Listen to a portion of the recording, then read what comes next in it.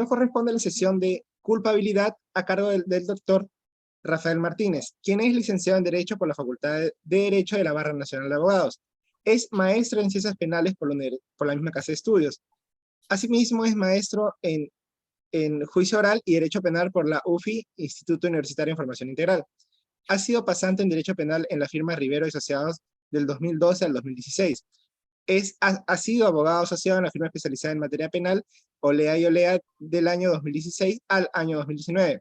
Posteriormente, abogado asociado en el bufete Hernández Barros, especialistas en Derecho Penal, desde el año 2019 al 2020, y actualmente es socio director y fundador del bufete Martínez Abogados desde el año 2020 a la actualidad.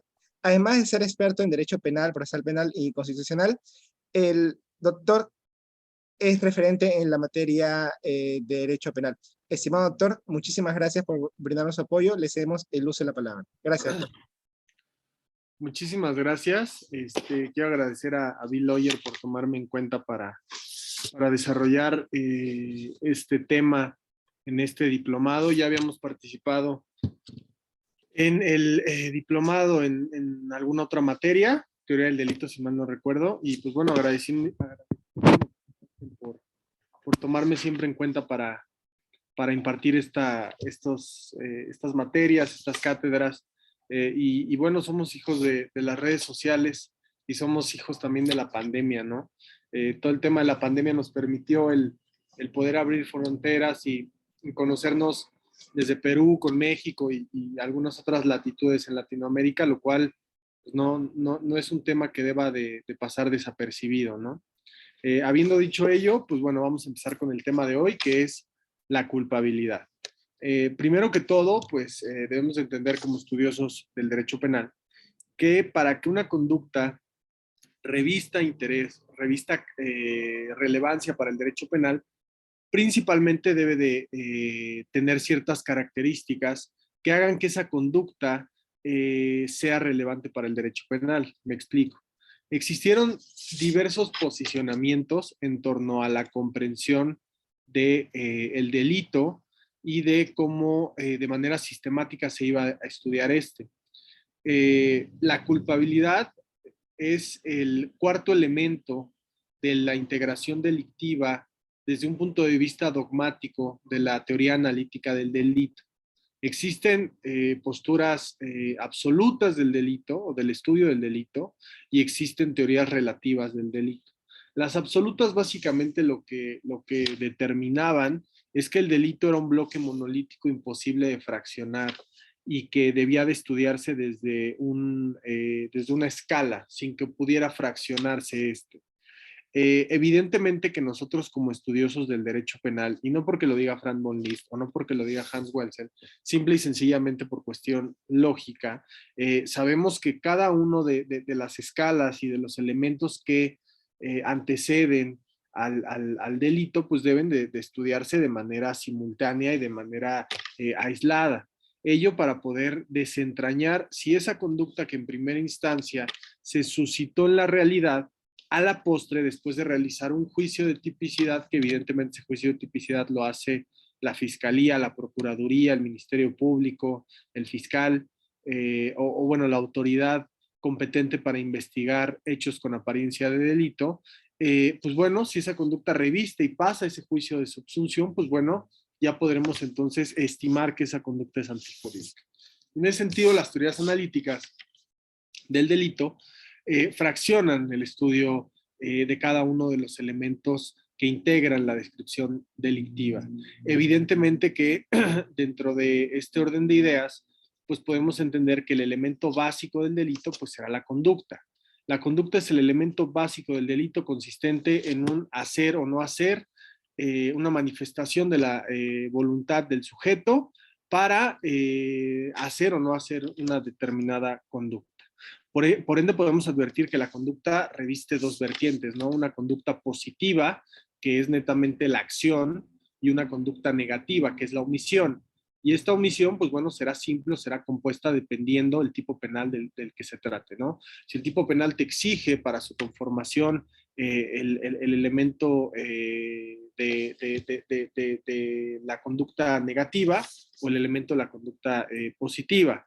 será dependiendo la descripción típica que haga el legislador de cada uno de los estados, de cada una de las entidades federativas, para determinar cuál es el elemento conducta que te está pidiendo, ¿no? Que evidentemente es un elemento objetivo del tipo penal.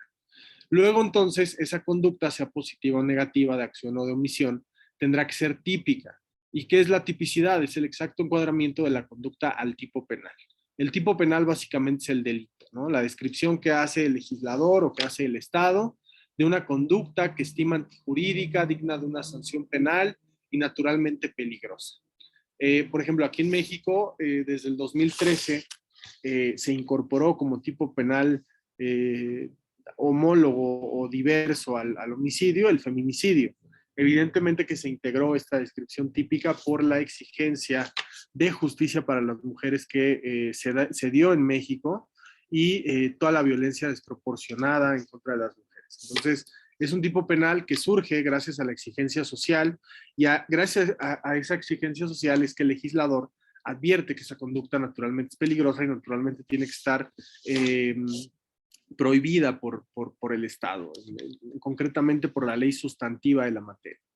Luego entonces, si ya pasamos que esa conducta es típica, que esa conducta reviste interés y relevancia para el derecho penal, evidentemente por ser típica, luego entonces pasamos a la antijuridicidad, ¿no? La antijuridicidad, pues bueno, lo entenderemos como el elemento del injusto penal. Es aquella conducta que es contraria a las normas establecidas por el Estado. Franz von Liszt hizo una división muy concreta respecto a lo que era la antijuridicidad y dividió la antijuridicidad en dos sedes, a saber, una antijuridicidad formal, que es exactamente esto que estamos comentando, la conducta que contraviene a las normas establecidas por el Estado. Por ejemplo, el legislador en México y en Perú estimó que privar de la vida a otro, evidentemente es una conducta que contraviene a las normas establecidas por el Estado. Y evidentemente, pues es una conducta antijurídica, antilegal. ¿Qué será entonces la antijuridicidad? Es un juicio de valoración objetiva que realiza el juzgador respecto a una conducta que es típica y que evidentemente también es antijurídica. Naturalmente digna de valorar por el órgano jurisdiccional. ¿Quién estimará que esa conducta es antijurídica? Única y exclusivamente el juzgador. Es el Poder Judicial el encargado, los jueces de control, los jueces constitucionales, de determinar o estimar si esa conducta es antijurídica. Aquí en México, evidentemente también en Perú, hay un sistema acusatorio que rige el sistema de impartición de justicia penal. En ese sentido, aquí en México tenemos una etapa inicial, una etapa intermedia y una etapa de juicio oral. Muy difícilmente los asuntos o los casos o los procesos como tal llegan a una etapa de juicio oral. ¿Por qué? Por un tema de política criminal. El legislador en mexicano determinó bajo un parámetro de constitucionalidad instaurado en el artículo 19, fracción segunda de la Constitución Política de los Estados Unidos Mexicanos, cuál era el catálogo de delitos que sí merecían la pena que lleguen a juicio oral. Pensemos, por ejemplo, en secuestro, en trata de personas, violación, homicidio doloso, feminicidio, trata de blancas, delitos sexuales cometidos en agravio de menores, robo de hidrocarburos, privación ilegal de la libertad, en fin, los delitos que el Estado mexicano consideró más peligrosos, más dañinos, que lesionan más el status quo y evidentemente lesionan más bienes jurídicos tutelados, el patrimonio, la libertad, la vida, ¿no? Esos delitos, por tema de parámetro constitucional y también por tema de política criminal, el legislador mexicano estima que sí merece la pena que se llegue a una etapa de juicio oral. Pensemos en fraudes, en robos, en homicidios culposos, evidentemente que esos delitos, nada más por política criminal, no merece la pena que lleguen a juicio oral. Una de las finalidades que rige el sistema penal acusatorio en México y naturalmente seguramente también en todas las demás latitudes latinoamericanas es el esclarecimiento de los hechos, que lleguemos al fondo del asunto, que lleguemos a la verdad de lo que aconteció, derivado de un establecimiento de un evento delictivo, bueno, pues que lleguemos a determinar, a averiguar si es que ese evento efectivamente fue un delito o no. En ese sentido, en la etapa inicial, que es donde se desarrolla la audiencia inicial, existe un estándar de prueba mínimo. ¿Esto qué quiere decir? que el juez de control única y exclusivamente te va a vincular a proceso, y la vinculación a proceso es un tamiz negativo que tiene que tiene el juzgador para que el fiscal le dé los elementos suficientes y razonables de que se ha cometido un evento delictivo, de manera probable, y que de manera probable el sujeto que está ahí sentado como imputado cometió ese evento delictivo. De manera probable, de manera razonable. Y acá entramos en una contradicción. Probablemente a esa señora la mataron porque le dispararon en la cabeza. Razonablemente, mi representado la mató. Vamos a ver, ¿no? Entonces, muchas veces los jueces se curan en salud. Cuando digo que se curan en salud es que se quitan de problemas, se justifican, diciendo que no van a entrar al fondo del asunto en cuanto a la conducta típica y a los elementos que integran esa conducta típica. Pensemos en elementos objetivos, subjetivos y normativos del tipo penal. El juez dice, únicamente con que el fiscal me logre establecer que se cometió una conducta que es delictiva o que aparece en la ley sustantiva como delito, pensemos en el delito de homicidio calificado, ¿no? Únicamente con que exhiba como dato de prueba el dictamen médico o la necropsia o la autopsia de la muerta o del muerto, con eso es suficiente para acreditar de manera probable o establecer de manera probable que esa mujer murió por un impacto de bala, ¿no? Luego entonces, de manera probable, el señor que detuvieron, al ser la pareja de la occisa, pues se entiende razonablemente que él la mató, sin que exista un ligamen, un nexo de causalidad que verdaderamente acredite que ese señor mató a la señora, ¿no? Entonces, el juez no entra, e incluso en México se da mucho que cuando te vinculan a proceso, los jueces son muy enfáticos en decirle a los procesados o a los gobernados o a los justiciables, no estamos debatiendo su responsabilidad, ¿eh? Eso es etapa de juicio oral. O sea, aquí únicamente se pudo establecer que a lo mejor y usted cometió el delito. Y por eso tiene usted prisión preventiva justificada, ¿no? Más no estoy diciendo que usted haya cometido el delito, ¿eh? O sea, usted se va a poder defender. Para eso está la investigación complementaria, que además está sujeta a supervisión mía, que soy el juez de garantías, ¿no? Hay una etapa intermedia en donde usted aportará el material probatorio y debatirá la admisión de las pruebas del fiscal y lo propio con usted, que le admitan sus órganos de prueba, ¿no? Para que en etapa de juicio oral sí se debata que la culpabilidad, la responsabilidad penal del sujeto en el evento delictivo. Yo soy de los que, y Hansel lo sabe, de los que sí debate responsabilidad penal desde etapa inicial. Porque el juez de control, tanto aquí en México como en cualquier latitud, sí valora prueba. Si bien aquí en México el estándar de prueba te limita con un dato de prueba, el cual podemos advertir como un indicio razonable de que se pudo haber cometido un delito, y el dato de prueba pues va a ser la entrevista del policía, ¿no? El dato de prueba va a ser el informe policial homologado, ¿no? El registro nacional de detención, en fin, todo documento que establezca de manera probable que el evento delictivo se cometió, pero es un documento. El medio de prueba será el policía que suscribió el bendito documento, la bendita entrevista ministerial, el informe policial homologado. Pensando, por ejemplo, en la prueba pericial. La prueba pericial, pues el perito en criminalística, pues bueno, emite una opinión técnica, una opinión pericial, un dictamen pericial. Ese dictamen pericial es el dato de prueba, es el indicio. ¿Quién será el medio de prueba? Evidentemente que el perito. Aquí en México tenemos, cuando estamos detenidos o cuando estamos citados a audiencia inicial, un plazo constitucional para ofrecer datos de prueba o medios de prueba. Yo muchas veces cuando ofrezco datos de prueba y desahogo medios de prueba, y evidentemente que aplican las reglas de la etapa intermedia y las reglas de etapa de juicio porque interrogas y entrevistas a tus testigos, sean expertos circunstanciados presenciales.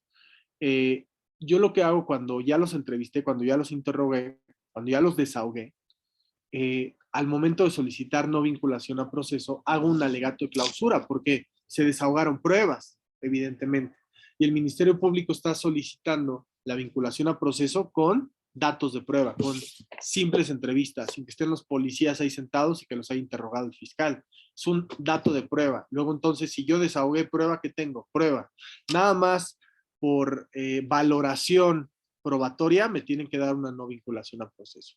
Y evidentemente que ahí sí debatimos inocencia y culpabilidad, porque estoy desahogando fehacientemente pruebas respecto a que mi representado no participó en el evento delictivo y por tanto es inocente.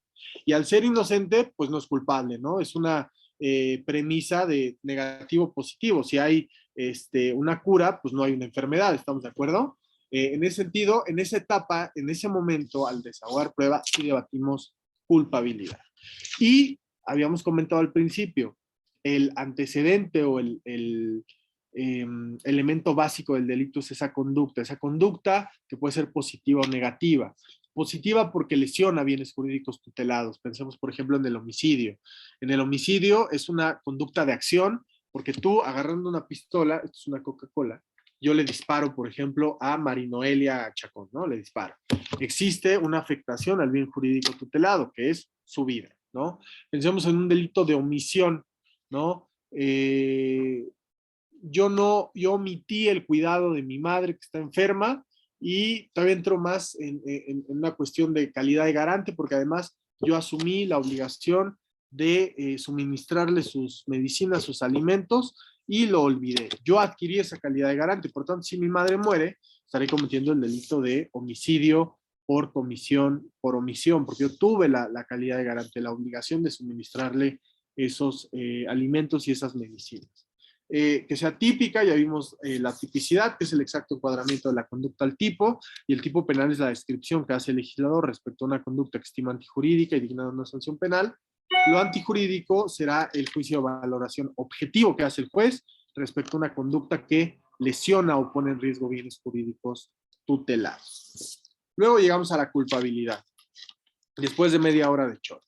La culpabilidad es aquella posibilidad que tiene el Estado y naturalmente también la sociedad de reprocharle a un sujeto imputable el haber cometido un hecho delictivo cuando estaba en condiciones psíquicas y físicas de conducirse de otro modo.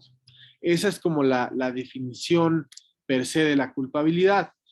La culpabilidad tuvo un desarrollo histórico desde los inicios del derecho penal, concretamente desde Francesco Carrará y la Escuela Clásica del Derecho Penal. El maestro de Pisa definía 5 ejes centrales que debía tener la ciencia jurídico-penal y entre las que destacan la responsabilidad moral del sujeto.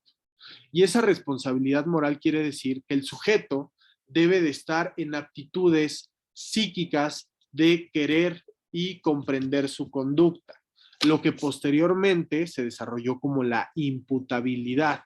Esa imputabilidad es la capacidad psíquica que tenemos los sujetos de poder querer y entender nuestra conducta, un aspecto psíquico y un aspecto volitivo, aspecto físico en el sentido de estar en determinada edad y determinadas condiciones para poder comprender lo injusto de nuestra conducta. Y luego entonces tener la voluntad de escoger el camino del bien o el camino del mal. Y fue también Francesco Carrara, quien dijo que lo primero que debíamos entender cuando hablábamos de derecho penal es que todos éramos iguales. Tanto el señor feudal podía matar a su esposa y cometer el delito de homicidio, ahora feminicidio, como el campesino o el esclavo también podía matar a su esposa y cometer el mismo delito. Recordar que en aquella época existía una gran desigualdad entre las clases sociales. No digo que hoy no, pero en aquel entonces, pues bueno, se permitía la esclavitud, por ejemplo, ¿no? Partiendo de ese supuesto, pues bueno, entenderemos que la desigualdad era un común denominador en aquella época, en el siglo XVIII, del siglo XVII, en Italia, en Europa, ¿no?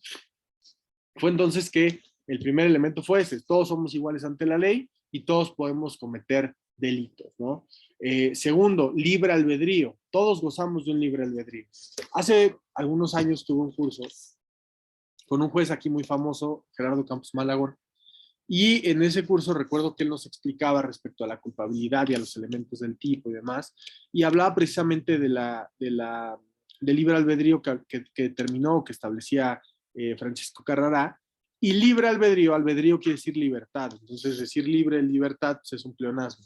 Vamos a definirlo como albedrío. ¿Y qué es el albedrío? Es la facultad que tenemos de decidir las personas entre el camino del bien y del mal. Recordar que en aquella época pues, existía muchísimo esta parte religiosa, ¿no?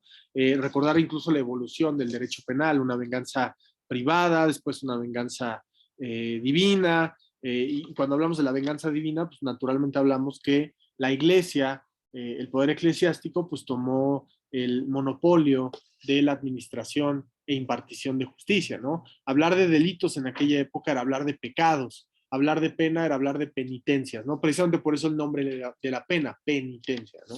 Es la consecuencia de haber cometido un pecado, pues será tu penitencia. La consecuencia de haber cometido una conducta típica, antijurídica y culpable, pues naturalmente serán las penas, ¿no? En ese sentido, el primer antecedente histórico que tenemos de la culpabilidad, naturalmente, es en 1783, gracias al desarrollo puntual y científico y dogmático que hace Francisco Carrera respecto a la integración delictiva. Esta responsabilidad moral es la antesala de la imputabilidad, ¿no? Luego entonces tenemos el desarrollo de la sistemática jurídico-penal, naturalmente que el derecho penal transitó por diversos estadios, por diversas etapas, la venganza privada, la venganza divina, la venganza pública, el periodo humanitario, el periodo científico, que justo en este periodo científico es donde se desarrolla más toda la interacción delictiva y toda la integración del delito, ¿no? Transitando por la sistemática jurídico-penal o bien la dogmática jurídico-penal que surge en Alemania gracias a Franz von Liszt. Y Franz von Liszt divide la mecánica delictiva en una mecánica delictiva objetiva y una mecánica delictiva subjetiva. Precisamente por toda esta influencia que tenía Franz von Liszt y posteriormente Ernest Belling de la escuela positiva del derecho penal y del el determinismo de la conducta delictiva, el no fijarnos en la finalidad de la conducta delictiva, sino en el resultado, la sine qua non, el nexo de causalidad, la acción per se, ¿no? Es un proceso, es una suma, para Franz von Liszt, el delito es una suma de procesos causísticos que traen consigo aparejado un resultado. En ese sentido, pues bueno, el primer elemento del delito para Liszt, recordar que divide esta mecánica delictiva, la vertiente objetiva pues será integrada por todos aquellos elementos del delito que nuestros sentidos pueden advertir, ¿no? Una acción la podemos ver con los sentidos, la podemos ver con los ojos, que esa acción sea típica, pues también lo podemos advertir con los sentidos, es decir, que vamos en la calle que matan a una viejita, pues bueno, es una acción que podemos ver y podemos ver también que eso es antijurídico, ¿no? El juicio de reproche es una situación completamente diferente, precisamente por eso la vertiente subjetiva para Liszt es la culpabilidad. Y la culpabilidad, desde el punto de vista de Liszt, es un nexo psicológico que une el hecho delictivo con el resultado causado. Este nexo psicológico únicamente obedece a una voluntad acotada, de acuerdo a lo que establece Liszt, porque recordar que para Liszt no existe una finalidad del sujeto a la hora de cometer un evento delictivo, únicamente existe una acción a través de un nexo de causalidad y un resultado. Acá para Liszt sí es importante discernir como elemento negativo de la conducta si existe una vis mayor o una vis absoluta, pero no entra a fondo respecto a la voluntad del sujeto, respecto a la finalidad que tenía el sujeto a la hora de cometer un evento delictivo. Es por eso que estudiamos la conducta, si es positiva, si es negativa, de acción-omisión, si es típica, si es antijurídica, y luego, ya que pasamos la vertiente objetiva, llegamos a la vertiente subjetiva para estudiar la culpabilidad. Hasta el cuarto elemento vamos a estudiar si esa conducta efectivamente revestía finalidad, revestía un objetivo planteado por el sujeto activo, ¿no? Es así que desde el punto de vista de la teoría causalista del delito, la culpabilidad está en una vertiente subjetiva de la integración delictiva y se hace consistir en un nexo psicológico que une la conducta con el evento delictivo y naturalmente con el resultado. Tiene especies, tiene vertientes que hacen que esa culpabilidad tenga vida. ¿Cuáles serán? El dolo y la culpa. El dolo directo para Liszt es el querer y entender la realización de un evento delictivo. Yo conozco la descripción típica del delito de homicidio, yo quiero cometer un homicidio y asumiré la responsabilidad penal de haber cometido ese evento delictivo. Por ende, el dolo directo reviste dos vertientes, una vertiente cognitiva, ¿no? De que el sujeto esté en aptitud de condiciones psíquicas de poder cometer el evento delictivo, y un aspecto volitivo. Además de que estoy en condiciones psíquicas y que sé que matar es malo, voy a matar a mi compadre porque me cae gordo, ¿no?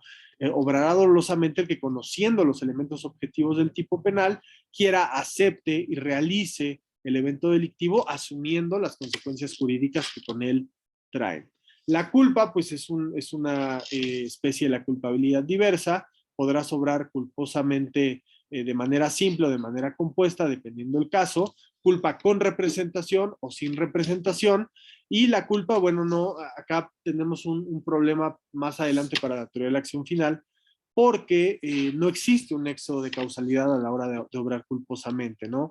Pensemos en un sujeto que va en la calle manejando su vehículo y de pronto voltea por impericia o porque vio un pájaro, por un ruido, y atropella a una niña, ¿no? En ese sentido, pues actuará sin representación en la atención a que no tenía la intención de matar a la niña. Sin embargo, no guardó el deber de cuidado suficiente y fue imprudente a la hora de tomar un vehículo automotor y salir a conducir a la calle. Habrá culpa con representación, pensando en el mismo ejemplo, pero que el sujeto hubiera visto o de pronto no hubiera visto un letrero que dice escuela o niños jugando en la calle, y que aún viendo o pudiendo ver ese letrero, pues aún así condujo de manera imprudente. Es así que estas dos especies, estas dos vertientes de la culpabilidad, dan vida a la culpabilidad, este nexo psicológico que une la conducta con el evento delictivo desde el punto de vista causalista. Luego entonces tenemos la evolución sistemática de la dogmática jurídico-penal. Ya vimos el causalismo, ahora el causalismo neokantiano o el neocausalismo que nos da Edmund Mesger, y que habla de una vertiente también objetiva y una vertiente subjetiva.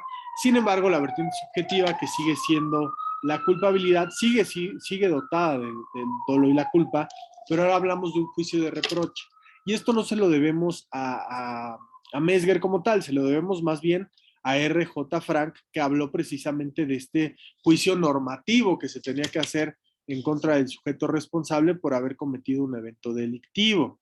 Para el causalismo y para el causalismo neocantiano, la imputabilidad que habíamos comentado hace un momento no es más que un presupuesto de la culpabilidad, una antesala de la culpabilidad, ¿no? Esta capacidad de querer y entender del sujeto. ¿Y qué es el querer?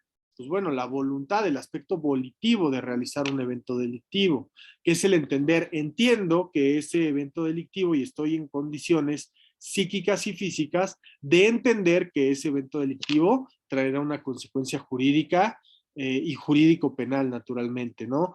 Situémonos en el ejemplo de cometer un homicidio, pues bueno, cometer un fraude o cometer un robo o cualquier delito que se les ocurra dentro del catálogo de la ley sustantiva penal de cada una de las entidades federativas o cada uno de los estados peruanos, argentinos, colombianos, mexicanos, donde sea que nos vean, y tengo esa capacidad de entender que esa conducta es antijurídica. Por ende, soy imputable. Para el causalismo esto es un presupuesto, es una antesala de la culpabilidad. Luego llegamos a la teoría de la acción final y quiero preguntar si hasta ahora hay alguna pregunta.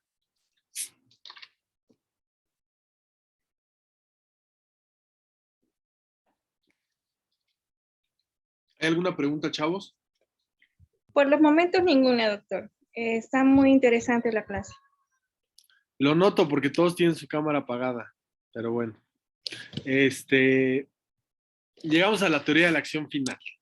La teoría de la acción final, a diferencia, yo creo que la mayor parte de códigos adjetivos o de códigos de procedimientos penales de las diversas entidades o de los diversos estados, ¿no? Perú o desconozco cómo sea su código de procedimientos. Aquí en México es un código nacional, ¿no? O sea, acá, tanto en el estado de Nuevo León, como en el estado de México, en el estado de Chiapas, en el estado de Yucatán, es el mismo código de procedimientos. Lo que cambia es el código penal local. O sea, aquí, por ejemplo, en el Estado de México no existe el delito de amenazas. En la Ciudad de México sí. En Mérida, por ejemplo, en Yucatán, que vamos a ir el lunes a presentar una denuncia allá, vamos a pasarla muy mal en la playa Progreso, sí existen las amenazas. Hace como 2 años el presidente de la República estaba proponiendo un código penal único, que se unificara la legislación local y que, pues, igual que el Código Nacional de Procedimientos Penales, también existiera un código penal único. A mí no me parece una mala idea eso. Me parece que es una forma de adecuar y de unificar al Estado mexicano para con los delitos, ¿no? Así como se adecuó y se unificó para con el proceso, estaría bien con el tema sustantivo. Pero bueno, la teoría de la acción final, que al menos en el Código Nacional de Procedimientos Penales está muy permeado, toda la influencia alemana de 1930 que nos trajo Hans Welzel. No, espérenme. Sí, es Hans Welzel, perdón. De repente se me van los nombres porque no es así como que se llamen Pedrito López, ¿verdad? Está cañón como el Franz von Liszt y el Fran Esto y el Hans Welzel y tal. Nos trajo la teoría de la acción final y me parece que la teoría de la acción final es la más acertada postura que se puede dar respecto a cómo estudiar e integrar la descripción delictiva, ¿no? Recordar que la teoría causalista dividió la mecánica delictiva de manera arbitraria, ¿no? Lo objetivo, lo cuadrado, únicamente en una fase descriptiva del tipo penal, y la culpabilidad, pues ahí será una parte psicológica, una vertiente psicológica del evento delictivo, sin entrar de manera puntual a la finalidad del sujeto. Y es así que Hans Welzel sí le entra de lleno al estudio sistemático del delito y ya no divide arbitrariamente la mecánica delictiva, sino que estudia los elementos que hacen que una conducta sea delictiva desde un punto de vista más acertado, ¿no? Desde mi punto de vista. En primera instancia, la conducta va a ser típica, va a ser un elemento en conjunto, conducta y tipicidad se estudiarán en la misma sede y surgen los elementos del tipo. Y estos elementos del tipo que podemos considerar como las características que revestirán a una conducta como delictiva, y estos elementos, estas características serán elementos del tipo objetivos, elementos del tipo subjetivos, elementos del tipo normativos, y dependerá de cada descripción típica si tendrá elemento objetivo, si tendrá elemento subjetivo o tendrá elemento normativo. Por lo regular, los elementos objetivos pues siempre existen, ¿no? O sea, una conducta que sea típica, que sea antijurídica, la calidad en el sujeto activo, la calidad en el sujeto pasivo, las circunstancias de tiempo, modo, lugar, ocasión, el nexo de causalidad, el resultado. Todos estos son elementos objetivos del tipo porque los podemos advertir, los podemos ver, los podemos palpar, o bien que requieran una comprobación científica. Por ejemplo, pensemos en un ejemplo práctico, ¿no? Tenemos un tema por tránsito terrestre y la fiscalía dice que mi representado o el gobernado atropelló de manera dolosa a la víctima, ¿no? Y no cuadra, es más, ni siquiera cuenta el Ministerio Público con la opinión técnica en materia de criminalística y mecánica de hechos, porque el perito no estaba, ¿no? Pensé. Entonces tú como defensa particular, pues contratas un perito en criminalística.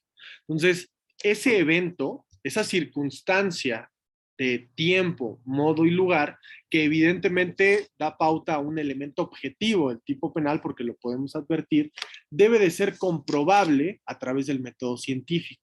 Y ahí es donde interviene la prueba pericial. Entonces, ese elemento objetivo llamado tiempo, modo, lugar, circunstancia, lo vas a comprobar de manera científica. ¿Gracias a quién? A la ciencia, al especialista en mecánica de hechos, al especialista en ciencia, ¿no? Entonces, los elementos objetivos, su comprobación será de manera científica o será advertida por los sentidos. Luego, entonces, los elementos subjetivos del tipo, y aquí es el principal cambio que se da de la postura causalista o la teoría causalista a la teoría de la acción final. Recordar que para el causalismo, al dividir esta mecánica delictiva en objetiva y subjetiva, la subjetiva es la culpabilidad, netamente, ¿no? Y esta culpabilidad, pues tiene estos dos elementos, estas dos vertientes, dolo y culpa. Ya para la teoría de la acción final, cambia absolutamente esto. Y al ser un elemento en conjunto, la conducta típica, y al tener estos elementos del tipo objetivos, normativos y subjetivos, pues bueno, mucha gente o muchos estudiosos del derecho penal dijeron que, y sobre todo en los años 70, que la culpabilidad había quedado desnuda, había quedado vacía, porque al quitarle el dolo y la culpa, pues la habías dejado casi vacía. Pero no fue así, ahorita vamos a ver por qué. Ahora los elementos subjetivos del tipo serán aquellos que están revestidos de las intenciones del sujeto, es decir, dolo, culpa y preterintencionalidad.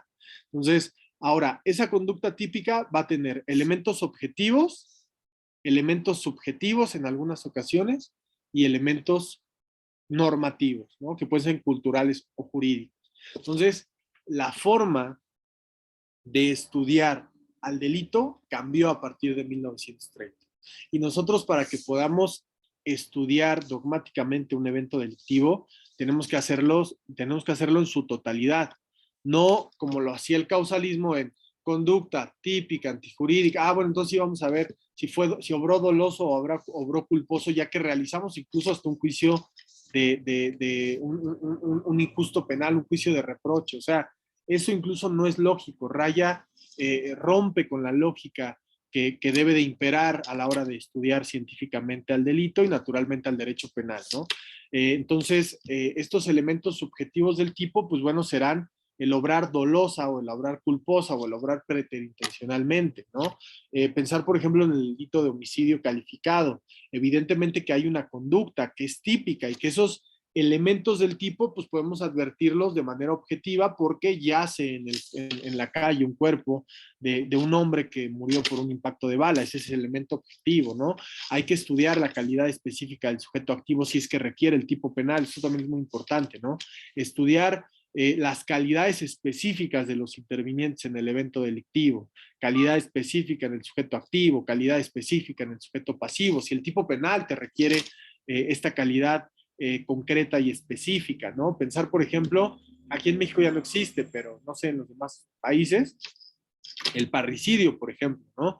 Esa es una calidad específica en cuanto al sujeto activo, que el sujeto activo sepa que es hijo del sujeto pasivo, ¿no? Y que además exista un elemento objetivo, un dato de prueba que pueda permitir establecer siquiera de manera probable dichas circunstancias. Es una calidad específica en el sujeto activo, ¿no?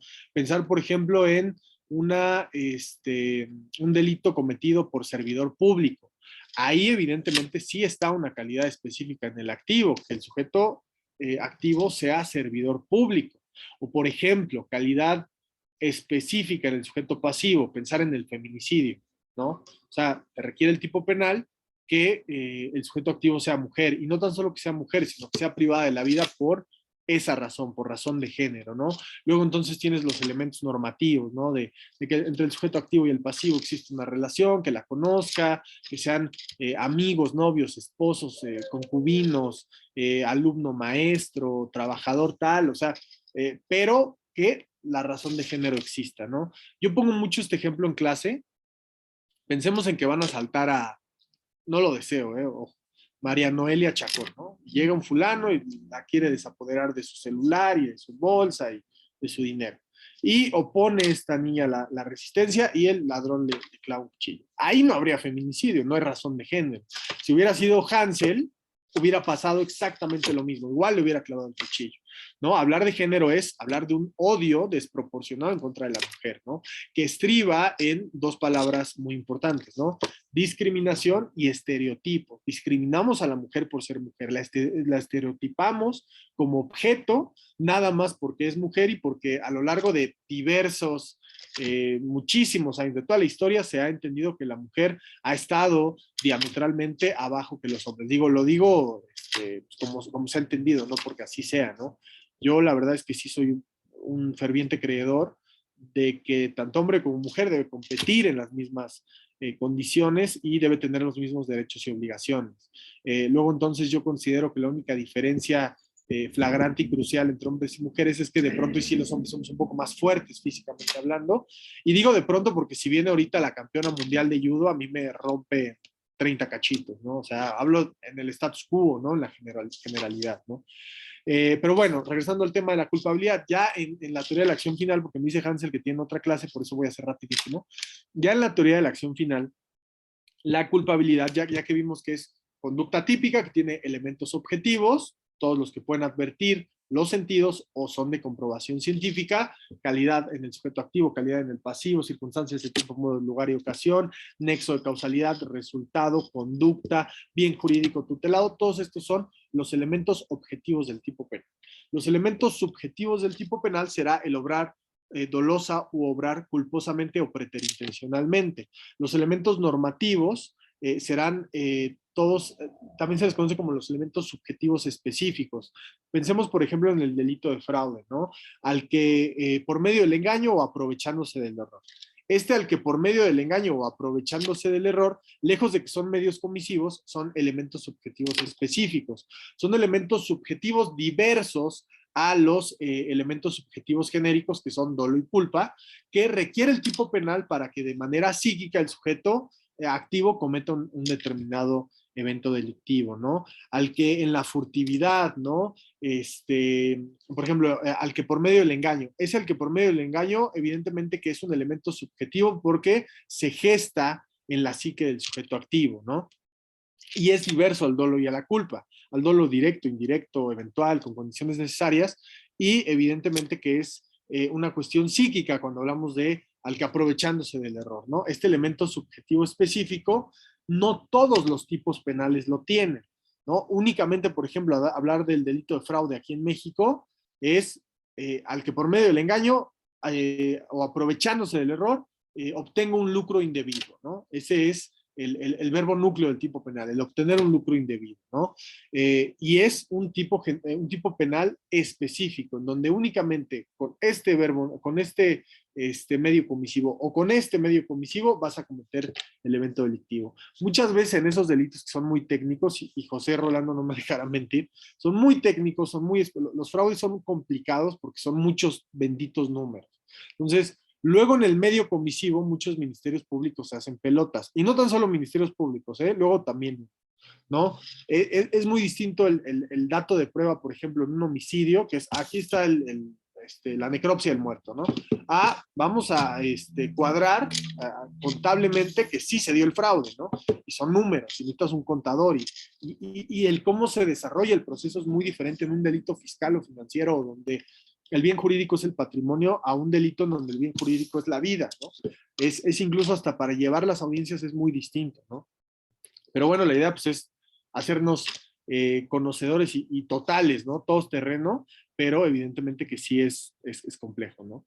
Y bueno, acá la culpabilidad, ya al no tener dolo y culpa, vamos a conocerla como juicio de reproche, lo que platicábamos dentro de la teoría neocantiana de Mesger, ¿no? Que ya tocaba puntos respecto a, bueno, seguimos dividiendo la mecánica delictiva en una vertiente objetiva y subjetiva, pero vamos a hablar ahí del juicio de reproche, ¿no? O sea, hay un juicio de reproche y esta posibilidad que tiene el juzgador de reprochar, y también el Estado, ¿no? Aquí, por ejemplo, en México, el juicio de reproche como tal se da hasta una audiencia de individualización de sanciones. O sea, ya que te condenaron, ya que demostraron, más allá de toda duda razonable, que no eres inocente y que sí cometiste el delito. Otra parte muy importante, ¿no? Yo siempre lo divido, ¿no? Como, a ver, conducta típica y antijurídica de una etapa inicial a una etapa intermedia, ¿no? No quiere decir que en etapa inicial, como lo comentábamos, si desahogo prueba, o sea, si interrogo a mi testigo y demuestro científicamente, ¿no? Que el evento delictivo no pudo haber acontecido, ahí sí me voy como alegato clausura. Señoría, más allá de todo lo razonable, no se pudo comprobar lo que el Ministerio Público está planteando, ni de manera razonable ni de manera suficiente. Hacemos una ponderación de valoración probatoria de acuerdo a lo que establece el artículo 405 del Código Nacional, dato de prueba y medio de prueba, ¿no? 259, 359 y 256 del Código Nacional, ¿no? Valoración probatoria, ¿no? Y ahí sí hablamos de inocencia, ¿no? Entonces, ¿dónde se debate la responsabilidad? Porque hablar de culpabilidad es hablar de responsabilidad penal, ¿no? Es hablar de esta posibilidad que tiene el Estado y naturalmente la sociedad de reprocharle a un sujeto que era imputable el haberse conducido de manera incorrecta, El haber estado en condiciones psíquicas y objetivas de haberse conducido conforme a lo que establece la norma jurídico-penal y haberla quebrantado cometiendo un delito. Por aquí vi unas preguntas de una oportunidad. ¿Cuál es la diferencia entre culpabilidad e inculpabilidad? Ah, muy buena pregunta. Dentro de los elementos positivos del delito, los elementos positivos serán los que dan vida al delito. Habíamos dicho que el elemento básico del delito era la conducta. La conducta es el elemento positivo, lo que da vida a esa conducta. Ahora hay que estudiar si esa conducta reviste carácter o tintes delictivos, ¿no? La tipicidad, que es el segundo elemento positivo del delito, que ya vimos que es el exacto encuadramiento de la conducta al tipo, y ya vimos que el tipo es la descripción legal que hace un Estado o un legislador respecto a una conducta delictiva que considera naturalmente peligrosa y digna de una sanción. Antijuridicidad, lo contrario a las normas establecidas por el Estado. No hablamos, se me fue la hebra respecto a la formalidad y a la antijuridicidad formal y material. La antijuridicidad formal es contravenir a las normas establecidas por el Estado. Ir y matar a mi vecino, eso está de la fregada, ¿no? Ahora, la antijuridicidad material, pensemos por ejemplo el delito de feminicidio. Aquí en el Estado de México está cañón el feminicidio, ¿no? Creo que es el Estado, no sé, el año pasado sí, Rolando me corregirá porque es un tremendo abogado. No sé, pero sí creo que fue el estado más feminicida el año pasado aquí en México. Si, por ejemplo, aquí matan, por ejemplo, a una mujer aquí al lado, en el Estado de México, en Cuautitlán, es un municipio acá, las mujeres en esa tienen peligro de también perder la vida a través de un feminicida o por feminicidio como tal. Eso es la antijuridicidad material, ese peligro público que tiene la sociedad y concretamente en este caso que puse, un sector de la sociedad, ¿no? Que son las mujeres. Yo nunca voy a hablar que las mujeres estén en un estado de una vulnerabilidad. Mucha gente y en muchos foros lo he visto como de, es que las mujeres son vulnerables. Es que yo no considero que sean vulnerables, yo considero que sí ha sido un género que le hemos pegado mucho, o sea, socialmente hablando, en todos los países de los que estamos hoy. Habemos mexicanos, habemos peruanos, no sé de qué otras latitudes más nos acompañan, pero eso no significa que estén vulnerables, ¿no? Al contrario, yo creo que tenemos que fortalecerlas y tenemos que incentivarlas. A mí me da muchísimo gusto ver mujeres chingonas, la neta, ¿no? O sea, cada día que, por ejemplo, pensar en Angela Merkel, ¿no? O sea, que dices, oye, qué fregón que un país como Alemania tenga una líder, ¿no? En su nación, ¿no? Eso me da muchísimo gusto. Incluso hace algunos años fue cuando Peña Nieto, yo voté por la candidata, ay, puta, se me fue el nombre. A ver, denme un segundo, voy a preguntar.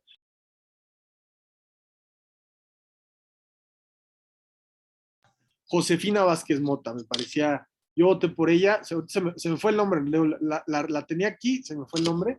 Me pareció una buena opción para México, ¿no? La forma de cambiar, ¿no? Bueno, a la postre quedó Peña Nieto y bueno, la historia ya no la sabemos, ¿no? Pero bueno, vamos a contestar tu pregunta. Culpabilidad es el elemento positivo del delito, lo que da vida al delito, ¿ok? Este nexo psicológico que une la conducta con el resultado y esta posibilidad que tiene el Estado de reprocharle a un sujeto imputable el haber cometido un delito. Las causas de inculpabilidad serán el elemento negativo del delito.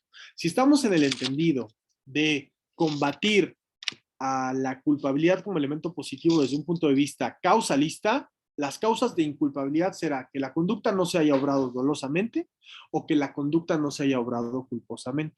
Ese será el elemento negativo. ¿Por qué? Porque para el causalismo, ¿cómo quito esto? A ver, espera. Para el causalismo, recordar que la culpabilidad es este nexo psicológico entre la conducta y el resultado y sus especies son obrar dolosa o culposamente. Si se logra comprobar que no se obró dolosa o culposamente, automáticamente habrá una causa de inculpabilidad.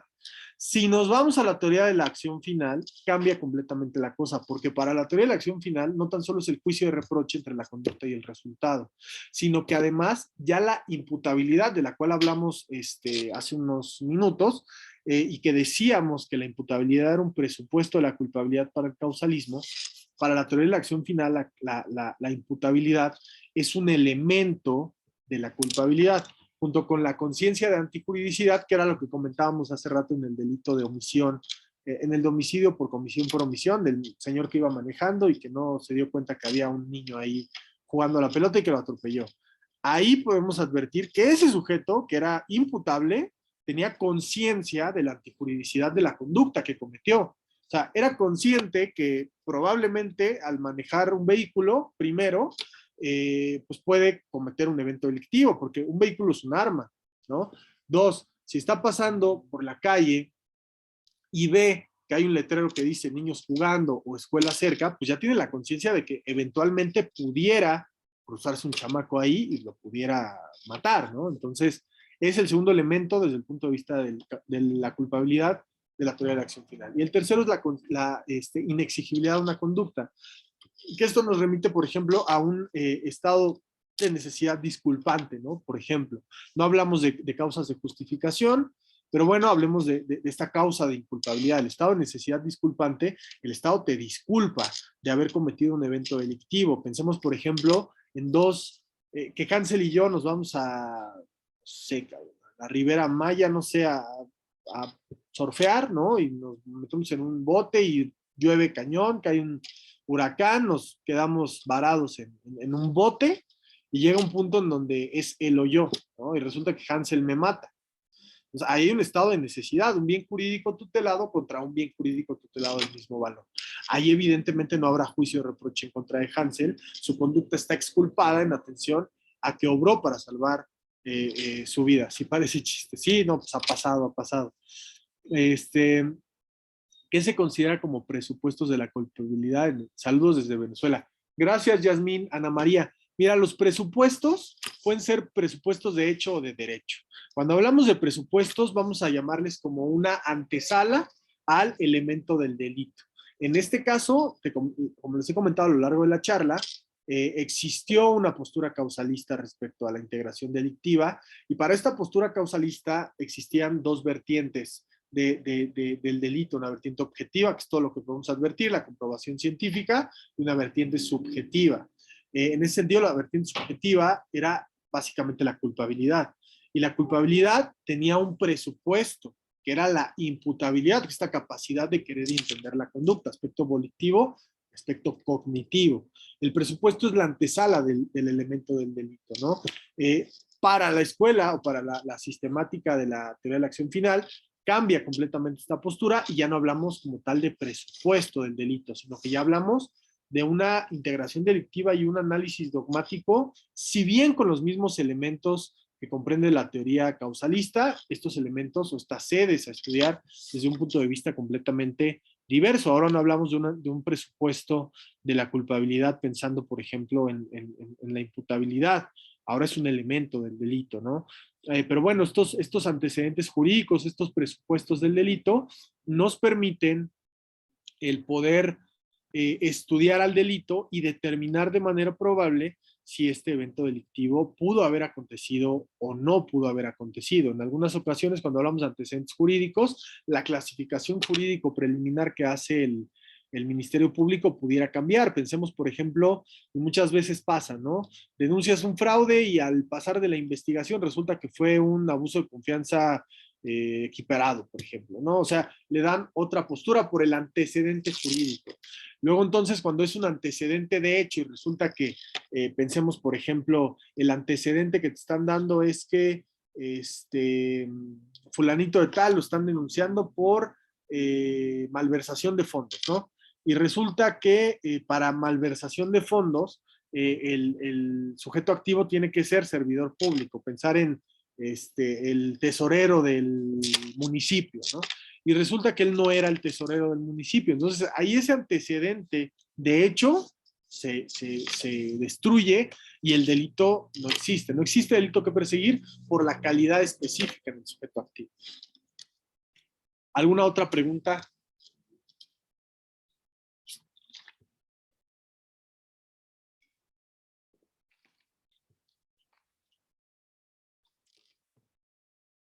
Me pusiste todo muy claro, maestre. Ah, no, maestro. Dije, wow, estamos muy inclusivos. No, hombre, pues muchísimas gracias a todos. Ahora sí que 1 hora porque creo que tienen otra clase. Para mí es un de verdad un tremendo honor y sobre todo un gusto ver a José Rolando, que ayer justo me preguntaba que cómo iba a estar la onda para entrar a la clase. Estoy muy contento de volver a participar en este foro.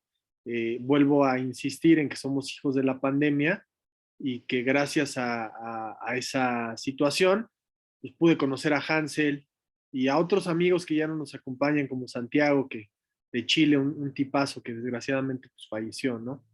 Pero gracias a Hansel pues nos unificamos, hemos dado ahí algunas pláticas, algunas conferencias, hoy estas clases que me parecen padrísimas, ¿no? Para que podamos pues todos aprender. Yo soy de la idea que para enseñar, más bien que dando clases aprendes más de lo que en verdad enseñas. Ustedes son más mis maestros de lo que yo fui el día de hoy.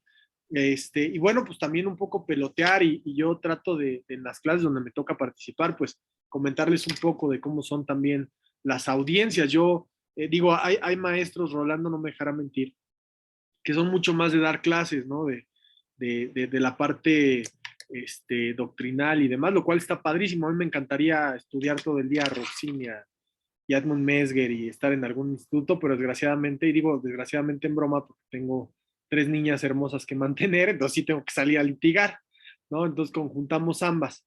Yo por eso trato de hacerlo así, como para que pues, podamos retroalimentar tanto en lo dogmático, lo doctrinario, lo que viene en el libro y plasmarlo, ¿por qué no en las audiencias? Entonces, para mí ha sido un tremendo honor. ¡Ay, súper bueno, Rolando! ¿No? Es un crack. Aquí en México es de los mejores. No me lo voy a ver si no lo puedo perder. Voy a ver si no lo puedo perder. Ojalá me den la oportunidad de entrar y aprenderle muchísimo. Les mando un fuerte abrazo. No sé si tengan algún comentario, Hansel. No, nada, agradecerle a Rafael, ¿no? Que es un amigo muy incondicional mío, ¿no? Y bueno, ya visto su nivel ya y esperemos tenerlos en las próximas oportunidades, ¿no? En los próximos foros que abramos en diversas plataformas, ¿no? Muchas gracias, Rafael. Un No, fuerte hombre, abrazo de aquí de Lima. gracias a todos. Cuídense mucho. Cuídense. Bye. Muchas gracias, estimado doctor. Y ahora sí empezamos.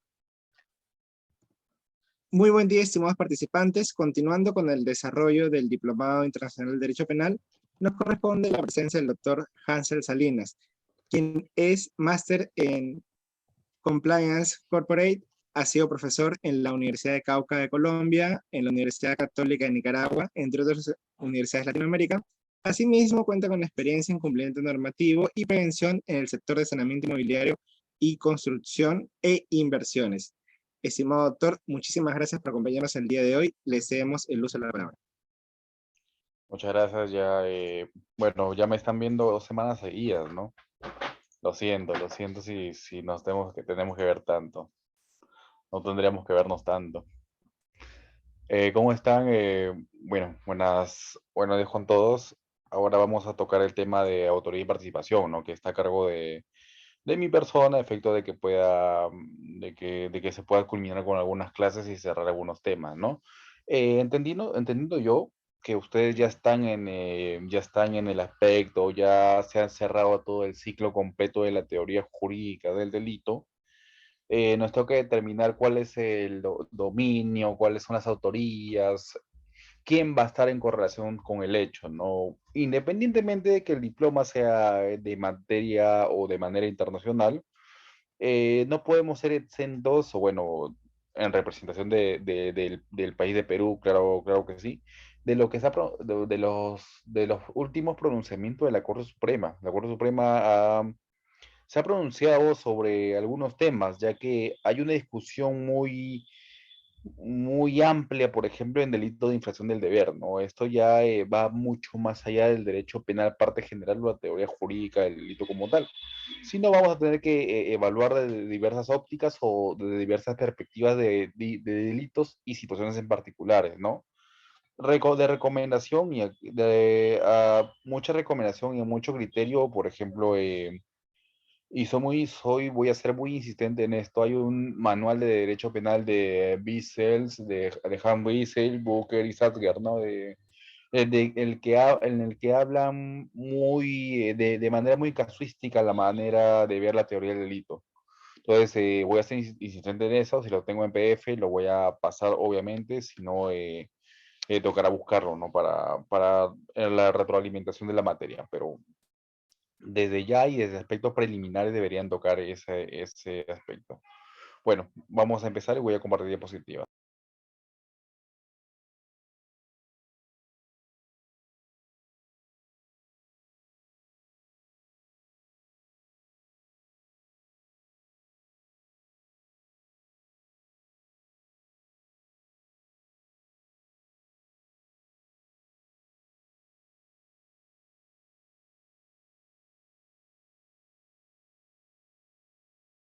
¿Me avisan si pueden ver, por favor? Sí, doctor, sí se logra apreciar. Bien, bueno, el tema del día de hoy va a ser autoría y participación. Recuerden que son dos cosas muy distintas en el cual se va a evaluar. Recuerden que vamos a tocar diversos aspectos. Entonces, vamos a ver el tema de la autoría y va a ver el tema de la participación. Bueno, seguido de esto,